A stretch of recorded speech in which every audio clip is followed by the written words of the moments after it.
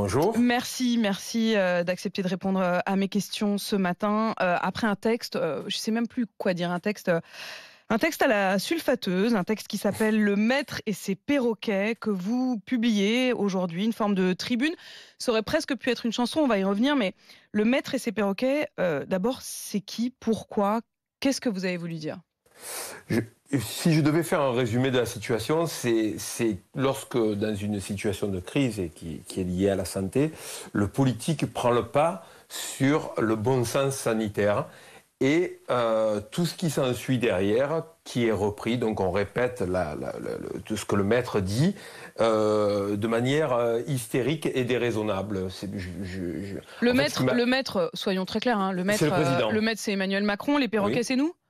Oui, entre autres, oui, vous, certains docteurs qui répètent, qui sont nommés à des postes par l'État, personne ne veut déranger ce qui est dit, même si ça n'a plus de sens ou si ça n'a pas de sens. En fait, c'est une sorte de plaidoyer pour le bon sens, et comme vous pourrez le lire en fin de tribune, c'est un plaidoyer pour l'empathie et le contact.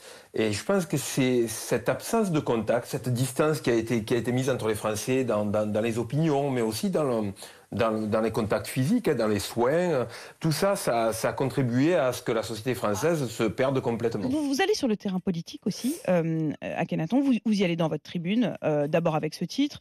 Vous le dites aussi, vous vous adressez directement à Emmanuel Macron, vous dites: «Monsieur le Président, juste une petite idée, emmerder les gens qui font évader chaque année 100 milliards d'euros au Luxembourg, qui est encore, à ce que je sache, un pays d'Europe». Vous utilisez le mot emmerder.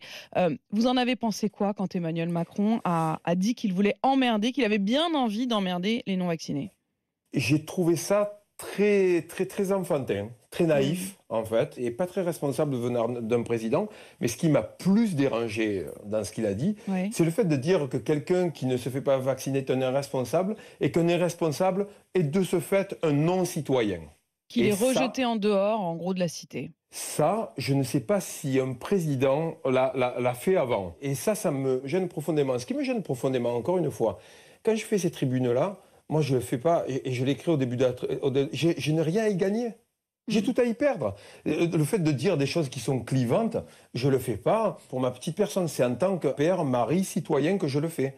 C'est parce que je pense que dans cette gestion de crise, il y a des choses qui sont mieux à faire. Comment l'argent est dépensé. L'argent qui est mis dans la vaccination est freiné. Même l'OMS dit d'arrêter. Même l'Agence européenne des médicaments dit attention, il va falloir s'arrêter, il va falloir songer à penser à autre chose. L'agence